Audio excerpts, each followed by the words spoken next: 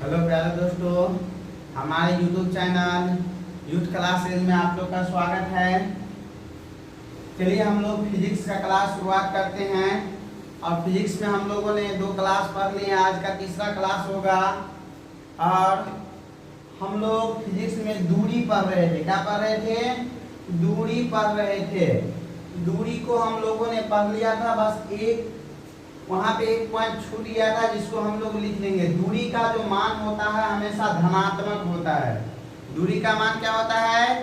धनात्मक होता है। जैसे हमने यहाँ से लेकर यहाँ तक कोई वस्तु को नापेंगे, यानी यहाँ से इसकी लंबाई को मापेंगे, तो क्या इसको हम 5 सेंटीमीटर लिख सकते हैं? क्या -5 सेंटीमीटर इसको लिख सकते हैं? या यहाँ से यहाँ तक की मानकर लंबाई 0 हो सकता है? तो नहीं हो सकता है। ना तो 0 हो सकता है, ना ही माइनस में हो सकता है। लंबाई भी कभी जो होता है वह माइनस में नहीं होता है, वो हमेशा क्या होता है? प्लस में होता है। तो इस पॉइंट को लिख लेंगे कि दूरी हमेशा क्या होता है? धनात्मक होता है।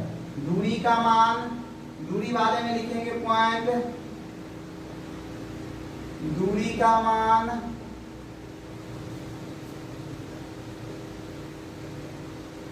हमेशा धनात्मक होता है।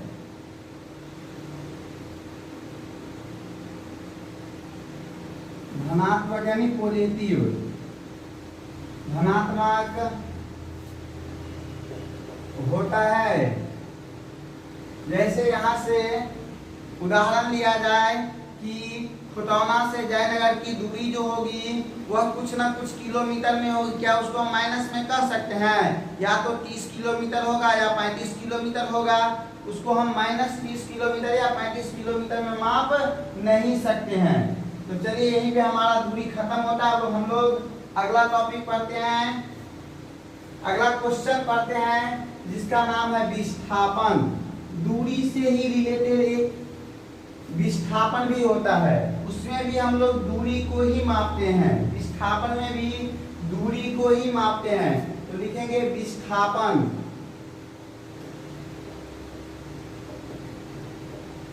विस्थापन आज का पहला प्रश्न है विस्थापन। इंग्लिश में कहते हैं डिस्प्लेसमेंट।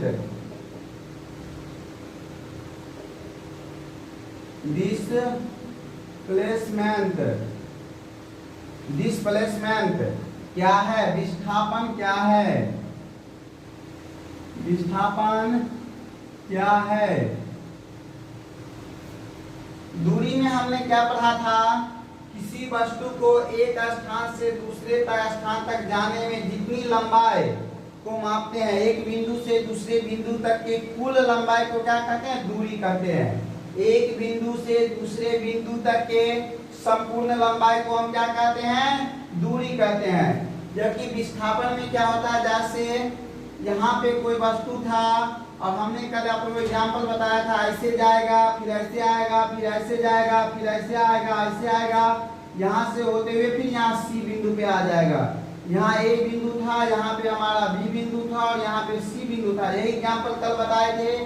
हमने बताया था आप लोग के इस पूरी लंबाई को जो हम जोड़ेंगे, जोड़ने के बाद जो परिमाण आएगा, जो परिणाम आएगा या जो परिमाण आएगा वो हमारा क्या कहलाएगा? दूरी कहलाए।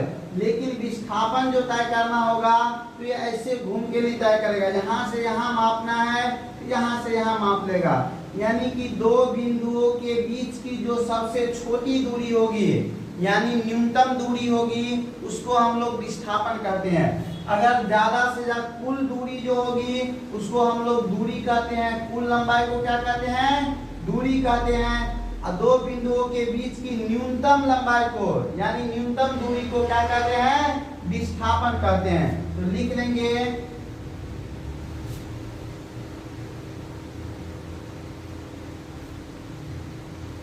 किसी कण द्वारा या किसी पदार्थ द्वारा, किसी कण द्वारा तय की गई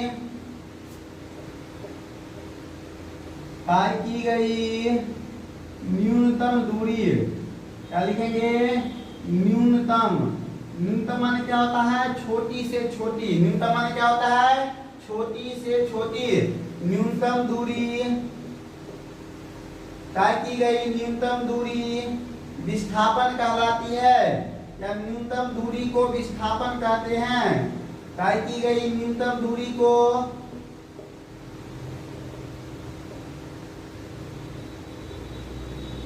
विस्थापन कहते हैं।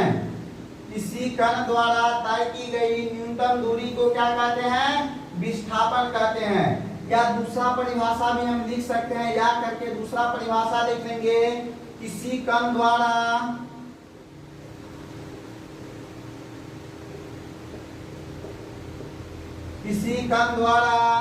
प्रारंभिक तथा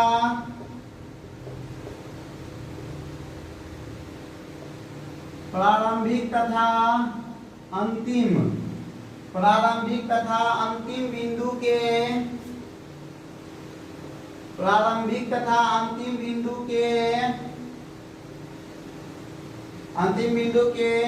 बीच की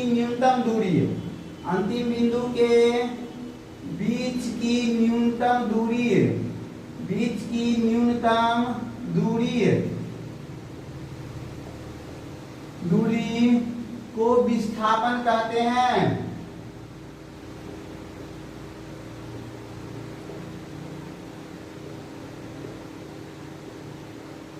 मान के चलिए यहाँ पर कोई ए बिंदु है, यहाँ पे कोई बी बिंदु है, यहाँ पे कोई सी बिंदु है, यहाँ पे कोई ई बिंदु है और यहाँ पे कोई एफ बिंदु है। ये लाइन ऐसे मिलाया गया है, ई के बाद डायरेक्ट एफ पे आ गया है। इसमें अगर दूरी पूछेगा तो हम पूरे लंबाई को जोड़ेंगे, लेकिन अगर विस्थापन पूछेगा तो दूसरा परिभाषा हमारा कह रहा है कण द्वारा प्रारंभिक मतलब जहां से शुरुआत कहाँ हुआ था? ए से, तथा अंतिम बिंदु हमारा क्या है? एफ। इसके बीच की जो छोटी से छोटी दूरी कैसे होगी? ऐसे मिला देंगे तो ये छोटी दूरी हो जाएगी। ये जो बीच की जो छोटी से छोटी दूरी होगी यानी न्यूनतम दूरी होगी, उसी को हम क्या कहेंगे? विस्थापन कहेंगे। क्या कहेंगे? विस्थापन कहेंगे। जल्दी से इसको लिख लेंगे इसको, और विस्थापन के बारे में हम लोग कुछ और समझेंगे, और विस्थापन में हेडिंग देके पॉइंट बना के लिखते चलेंगे और लिखेंगे विस्थापन कैसा राशि होता है, फिर विस्थापन का मात्रक क्या होता है, विस्थापन का मान क्या होता है। तो चलिए इस सब के बारे में आपको हम बताते हैं। तो विस्थापन क्या होता है? एक सदिश राशि होती है। विस्थापन क्या होती है? सदिश राशि होती है। तो लिखेंगे विस्थापन सदिश राशि है, क्योंकि परीक्षा में पूछा जाता है विस्थापन कौन सी राशि है। तो विस्थापन क्या है? सदिश राशि है। आप लोग समझ लेंगे सदिश राशि और अदिश राशि क्या होता है। कल से सर बार बता रहे हैं सदिश राशि और अदिश राशि। आज के क्लास में हम आप लोग को बताएंगे कि सदिश क्या होता है और अदिश क्या होता है। पहले इसको लिख लेंगे, विस्थापन क्या है? सदिश राशि है, क्योंकि इसमें परिमाण और दिशा दोनों होती है। क्योंकि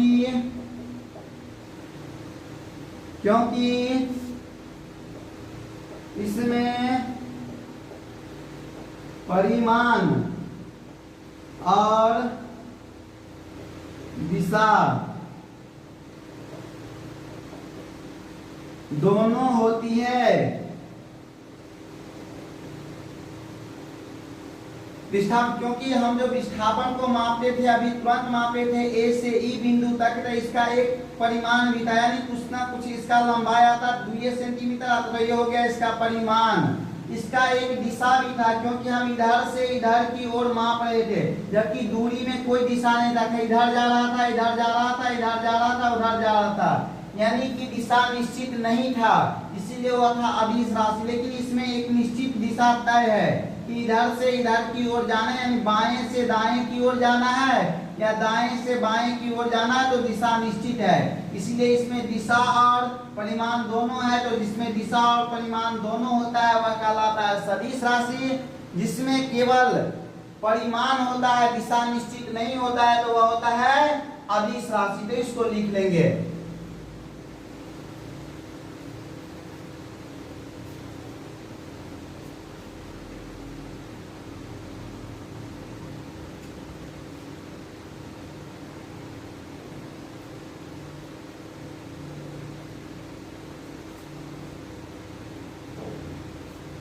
चलिए आशा करते हैं आप लोग लिख लिए होंगे इसको, मिटाते हैं अब बताते हैं आगे पॉइंट।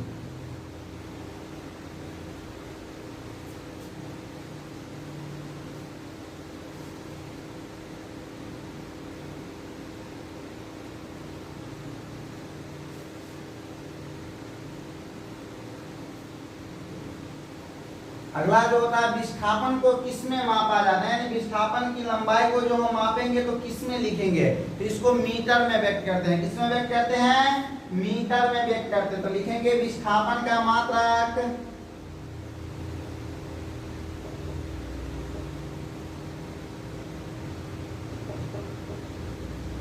विस्थापन का मात्रक मीटर होता है। विस्थापन को मीटर में मापते हैं। विस्थापन को किस में मापते हैं?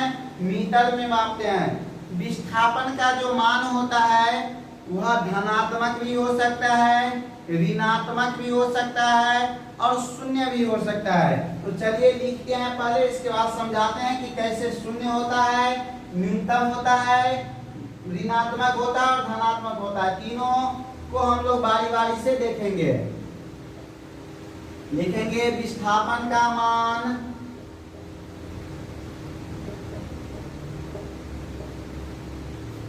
मान धनात्मक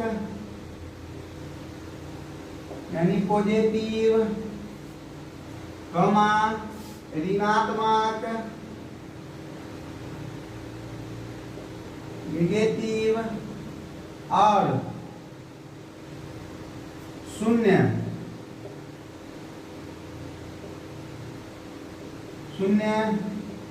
भी हो सकता है। शून्य भी हो सकता है। विस्थापन का जो मान होता है धनात्मक भी हो सकता है, ऋणात्मक भी हो सकता है और शून्य भी हो सकता है। देखिए कोई वस्तु था, मान के चलिए एक कार था जो पहले ए बिंदु पर खड़ा था, इसने चलना शुरू किया और बी बिंदु तक गया। तो इसका जो विस्थापन होगा यहाँ से यहाँ तक जाने में इस दोनों के बीच की दूरी हो गई 10 मीटर। तो इसका 10 मीटर जो मान आया ये हो गया पॉजिटिव यानी धनात्मक। इसको क्या कहेंगे? धनात्मक। ये हमारा पहला केस था। चलिए दूसरा में देखते हैं। दूसरा क्या सकता है? ऋणात्मक। मान के चलिए कोई वस्तु यहाँ यही कार था जो ए बिंदु पर खड़ा था, बी तक गया। बी तक क्या हुआ? गया। बी तक गया। फिर इसने क्या किया? घूम करके सी बिंदु पे चला आया। घूमकर सी बिंदु पे चला आया। तो ये 10 मीटर था और इधर ये 5 मीटर है। तो इसने क्या किया? क्योंकि हम लोग जाने हैं विस्थापन में दिशा निश्चित होता है। इसको जाना था दाएं ओर। इसने क्या किया? दाएं तो 10 मीटर गया, फिर वापस 15 मीटर घूम गया। वापस यहाँ से यहाँ तक कितना है? 15 मीटर। कितना है? 15 मीटर। इसने क्या किया? 15 मीटर वापस घूम गया। तो क्या किया? यहाँ से जो यहाँ आगे यहाँ तक आया तो ठीक था। यहाँ से फिर इधर आगे किस में आ गया? माइनस में। किसमें आ गया? क्योंकि 5 मीटर क्या चला गया? उल्टा चला गया। जब कभी अपने मूल बिंदु से बाएं जाएगा तो वह मान ऋणात्मक कहलाएगा। जहां पे वह मूल बिंदु पे खड़ा था, अगर उससे बाएं दिशा में ट्रेवल करेगा तो वह क्या कहलाएगा? ऋणात्मक मान कहलाएगा। तो सी पर जो आ जाएगा तो इसका जो विस्थापन कहलाएगा, ए और सी के बीच का दूरी ही विस्थापन कहलाएगा। अगर दूरी पूछेगा तो हम पूरा को जोड़ेंगे, 10 + 5 यानी 15। विस्थापन पूछेगा तो विस्थापन होता है प्रारंभिक बिंदु और अंतिम बिंदु के बीच की न्यूनतम दूरी। तो प्रारंभिक चला था कहाँ से? ए से, और अंतिम में पहुंचा कहाँ पर है? तो सी पर। तो इस दो प्रारंभिक बिंदु अंतिम बिंदु के बीच की जो छोटी से छोटी दूरी होगी, यानी जो न्यूनतम दूरी होगी, वही विस्थापन कहलाएगी। तो विस्थापन क्या हो गया यहाँ पे? -5 मीटर। तो ये हो गया ऋणात्मक का केस। तीसरा हम देखेंगे। तीसरा केस है कोई कार यहाँ से चलना शुरू किया था, कहीं गया, मान के चले यहाँ पे बी बिंदु यानी 50 मीटर गया, फिर वापस घूम करके ए बिंदु पर पहुंच गया, तो फिजिक्स कहता है कि अगर हमने कहीं गया और वापस आ गया तो हमने फिजिक्स में कोई काम नहीं किया। जैसे किसी गेंद को ऊपर फेंके, फिर गेंद अगर हमारे पास नीचे हमारे हाथों में आ गया तो फिजिक्स कहता है कि कोई काम नहीं हुआ, यानी बी बिंदु पर जाकर के फिर पुनः ए बिंदु पर वापस आ गया, तो इसका विस्थापन देखिए न्यूनतम दूरी है ही नहीं, क्योंकि ए बिंदु पर था। प्रारंभिक बिंदु भी क्या है, ए है, और अंतिम बिंदु भी क्या हो गया, ए हो गया, क्योंकि अंतिम में भी कहाँ आकर रुका है, ए पर ही रुका है। तो इस दोनों के बीच की दूरी कुछ हुआ, जहां पे था वहीं वापस आ गया, तो इसका विस्थापन क्या हो गया, शून्य। विस्थापन क्या हो गया, शून्य। तो विस्थापन पॉजिटिव भी हो सकता है, धनात्मक भी हो सकता है, ऋणात्मक भी हो सकता है, और शून्य भी हो सकता है। उम्मीद करते हैं आप लोग को विस्थापन अच्छी से समझ में आया होगा।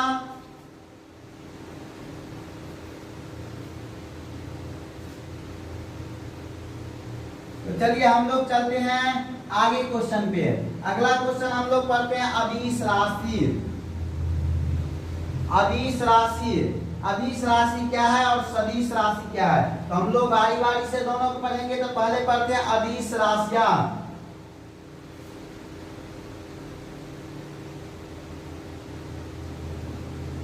अदिश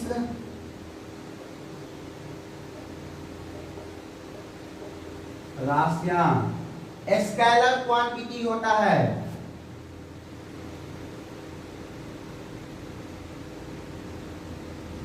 क्वांटिटीज स्केलर क्वांटिटीज क्या है,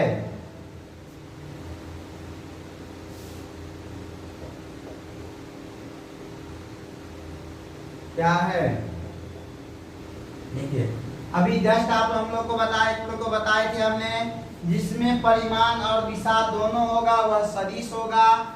जिसमें केवल परिमाण होगा, जिसमें केवल क्या होगा, परिमाण होगा, तो उसको हम लोग क्या कहेंगे, अदिश राशि कहेंगे। क्या कहेंगे, अदिश राशि कहेंगे।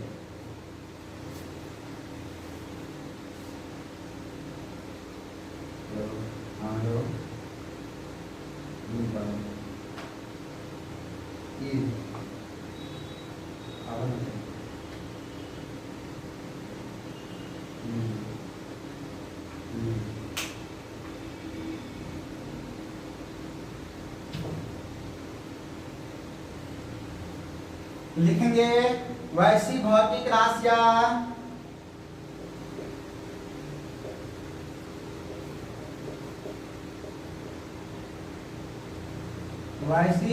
राशियां जिसे व्यक्त करने के लिए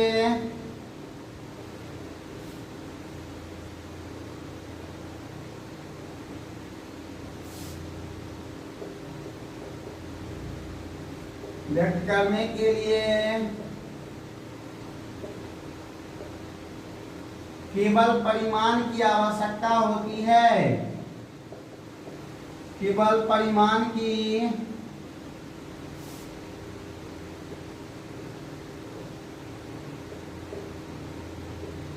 आवश्यकता होती है। वैसी भौतिक राशियां जिसे व्यक्त करने के लिए केवल परिमाण की आवश्यकता होती है, उसे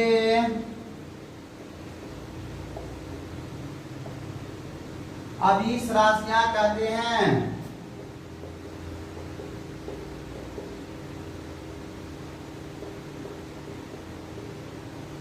उसे अदिश राशियां कहते हैं। देखो अदिश राशि में दिशा नहीं होता है, तो एक पॉइंट लिख लेंगे, कहीं पूछा जाता है ऑब्जेक्टिव में पूछ देता है इनमें से कौन सी राशि और इनमें से कौन सा मान जो होता है अदिश राशि में नहीं पाया जाता, वहां पे ऑप्शन में दिशा लिखा रहता है। क्या लिखा रहता है, दिशा लिखा, तो दिशा ही उसका आंसर होगा। तो लिखेंगे इन राशियों के साथ कोई दिशा नहीं होती है।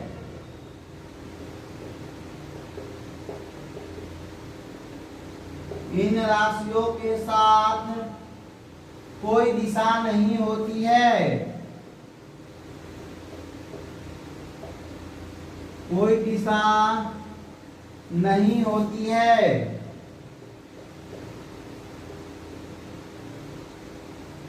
अगला लिखेंगे अदिश राशि को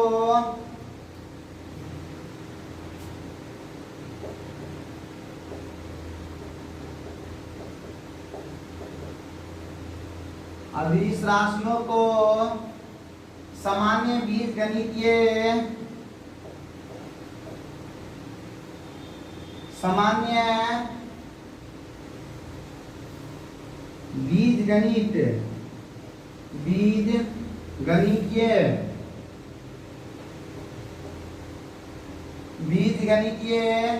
विधि से जोड़ा जा सकता है, विधि से जोड़ा जा सकता है। इसका मतलब क्या हुआ तो समझेंगे। सामान्य बीजगणित, जैसे बीजगणित में हम लोग को आता है 2x plus 3x plus 4x, तो इसको क्या करते हैं, जोड़ देते हैं, 4 3 7 2 9x। इसी प्रकार इसको हम लोग क्या कर सकते हैं, जोड़ सकते हैं। यानी कोई राशि रहेगा जो a से b पर जाएगा, b से c पर जाएगा, c से d पर जाएगा, इसकी दूरी होगा 2x, इसका होगा 3x और इसका होगा 4x। तो पूछेगा टोटल दूरी कितना हो गया, तो इसको हम सामान्य बीजगणित विधि से, यानी बीजगणित में जैसे हम जोड़ घटाव गुणा करते हैं उस प्रकार से हम इसको क्या कर सकते हैं, जोड़ सकते हैं। क्या कर सकते हैं, जोड़ सकते हैं। जल्दी से इसको लिख लेंगे।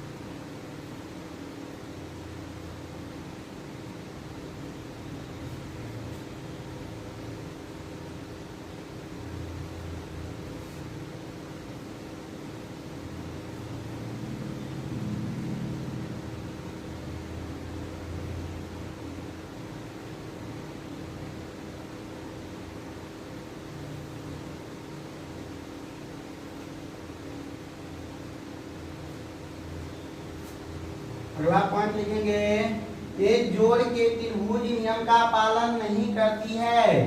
ये जोड़ के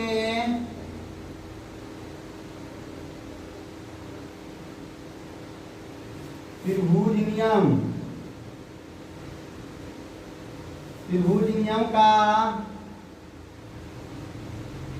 पालन नहीं करती है।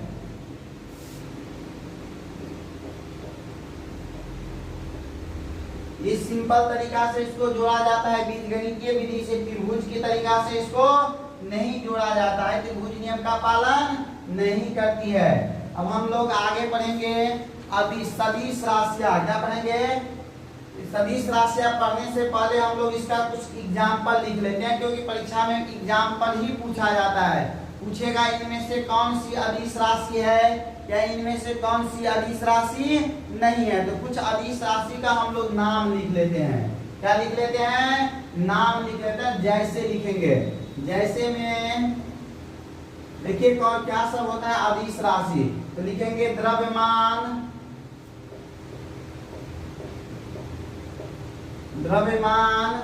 कौमा दूरी, समय, लंबाई, घनत्व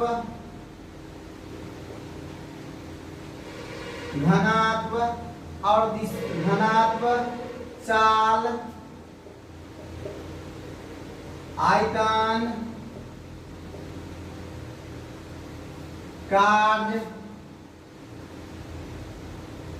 शक्ति इत्यादि लिख देंगे। कितना लिखेंगे, लिख देंगे आदि।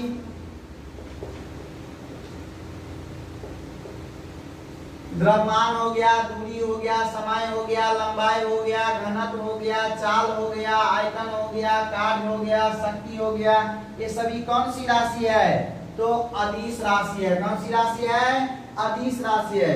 एक नोट पॉइंट में लिख लेंगे, जो है तो 9वां का सिलेबस, लेकिन 10वां के बोर्ड के एग्जाम में आप लोग क्वेश्चन बैंक देखते होइएगा और पूछ लिया जाता है कि विद्युत धारा कौन सी राशि है। तो जानिएगा, विद्युत धारा में परिमाण और दिशा दोनों होता है। विद्युत धारा में परिमाण और दिशा दोनों होता है, फिर भी ये सदिश न होकर के क्या है? अदिश राशि है। न जाने बोर्ड इसको कितना बार पूछ लिया है। बोर्ड के मैट्रिक के बोर्ड परीक्षा में इस क्वेश्चन को पूछ लिया जाता है कि विद्युत धारा कौन सी राशि है। तो इसको यहीं पे लिख लेंगे नोट देके, विद्युत धारा, विद्युत धारा और दाब, विद्युत धारा और दाब में परिमाण के साथ साथ दिशा भी होता है। विद्युत धारा और दाब में परिमाण और दिशा, परिमाण और दिशा दोनों होते हैं, दोनों होते हैं, फिर भी ये दोनों क्या है? अदिश राशि है। फिर भी ये दोनों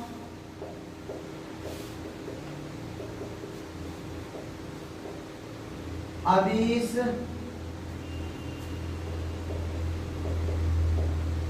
राशियां कहलाती है। दाब तो नहीं पूछा जाता जल्दी, विद्युत धारा बहुत बार पूछा गया है, हो सकता है फिर पूछ ले, इसलिए हम लोग इसको याद कर देंगे। विद्युत धारा और दाब दोनों क्या है? अदिश राशि है। पूछेगा, जबकि इसमें दिशा और परिमाण दोनों होता है, दिशा और परिमाण दोनों होता है, फिर भी ये क्या है? अदिश राशि है। जल्दी से इसको लिख लेंगे,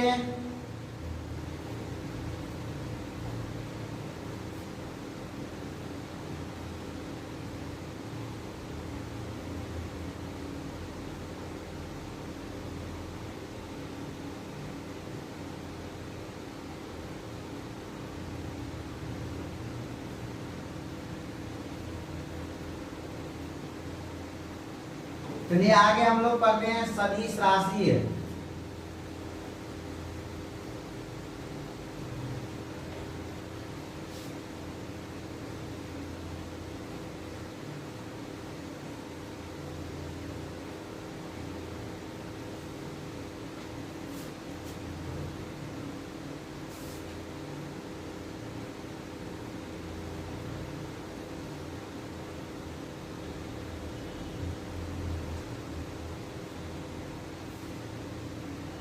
लिखेंगे सदिश राशियां।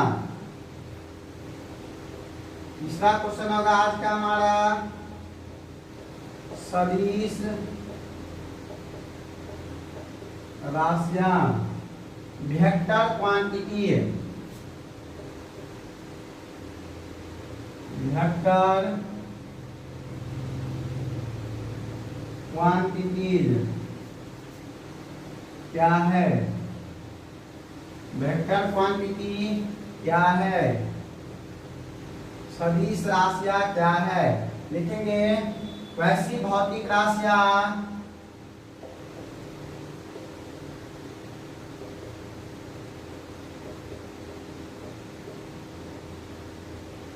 वैसी भौतिक राशियां जिसे व्यक्त करने के लिए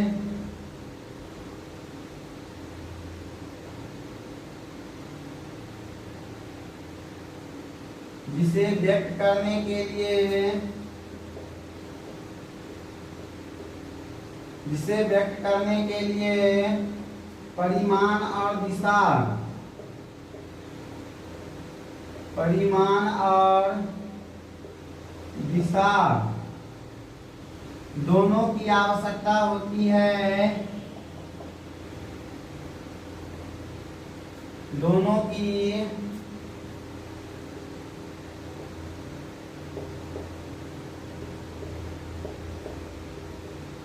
की आवश्यकता होती है उसे सदिश राशियां कहते हैं।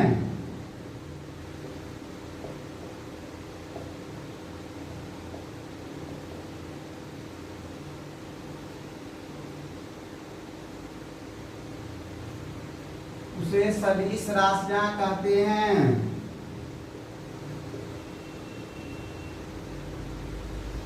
सदिश राशियां जोड़ के त्रिभुज नियम का पालन करता है, यानी कि इसको हम लोग सिंपल बीजगणित के विधि से नहीं जोड़ सकते हैं। सिंपल बीजगणित के विधि से इसको हम लोग जैसे उसमें 2x plus 3x plus 4x को जोड़ दिए, इस प्रकार हम लोग सदिश राशि को नहीं जोड़ सकते हैं। तो लिख लेंगे सदिश राशियां त्रिभुज के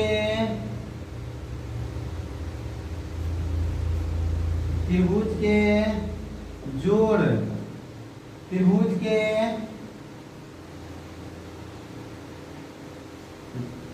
सदिश राशियां जोड़ के त्रिभुज नियम का पालन करती है।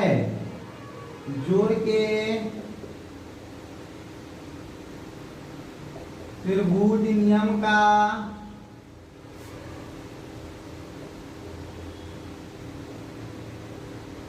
पालन करती है। अब इसका एग्जाम्पल देख लेंगे कि कौन कौन सी सदिश राशि होती है। लिखेंगे जैसे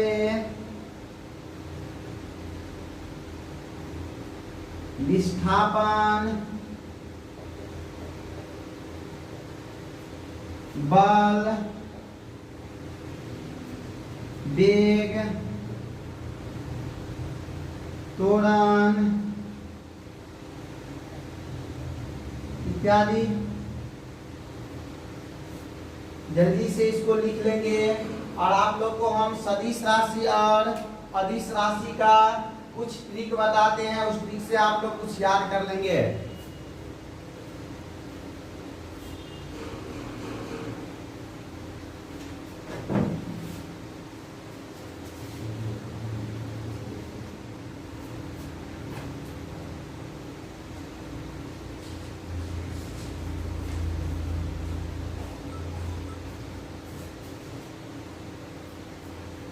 उम्मीद करते हैं आप लोग इसको लिख लिए होंगे। और चलिए हम लोग आप लोग को आगे कुछ सदिश और अदिश राशि जो पढ़े हैं इसका ट्रिक बताते हैं याद करने का। ट्रिक से आप लोग को जल्दी ही याद हो जाएगा सदिश राशि और अदिश राशि। तो सदिश राशि और अदिश राशि याद करने के ट्रिक बताते हैं। देखिए अदिश राशि पहले लिखते हैं, अदिश राशि का ट्रिक। अदिश राशि, देखिए अदिश राशि का ट्रिक क्या होता है,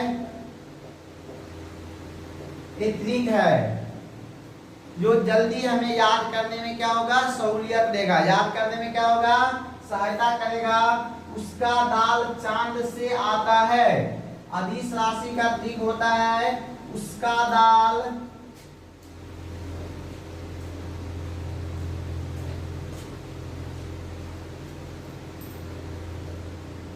चांद से आता है।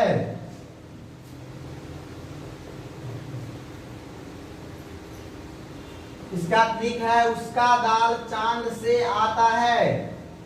ऊ मतलब का अर्थ होता है ऊर्जा, स से हो जाएगा समय, क से लिखेंगे कार्य, द से हो जाएगा हमारा दाब, ल से लिखेंगे लंबाई, चार से हो जाएगा चाल,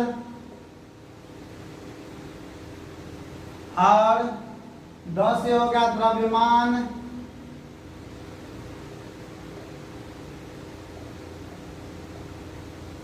आ से लिखेंगे आयतन और ता से लिखेंगे ताप। आ से लिखते हैं आयतन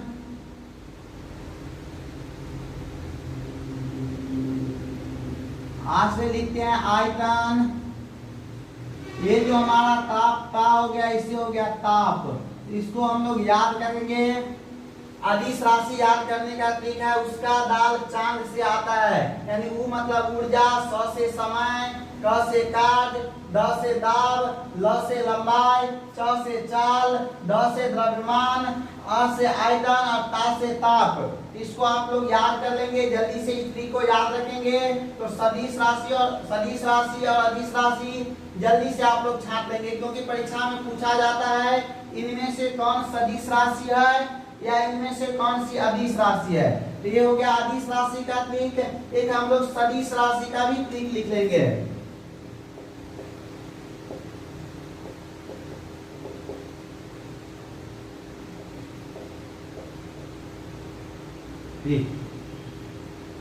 आबे बल बिना भात के, आबे बल बिना भात से, यानी हम लोग जानते हैं जब तक भात नहीं खाते हैं तब तक बल नहीं आता है शरीर में। बिना भात के शरीर में बल नहीं आता है। कितनों चाउमीन बर्गर पिज्जा सब कितना भी खा ले तो बहुत जल्दी शक्ति लगता है, शरीर में नहीं लगता है। और जब हम लोग भात को खाते हैं तो हम लोग को शरीर में क्या आता है, ताकत आता है। यही कह रहा है आबे बल बिना भात से, आबे बल बिना भात से।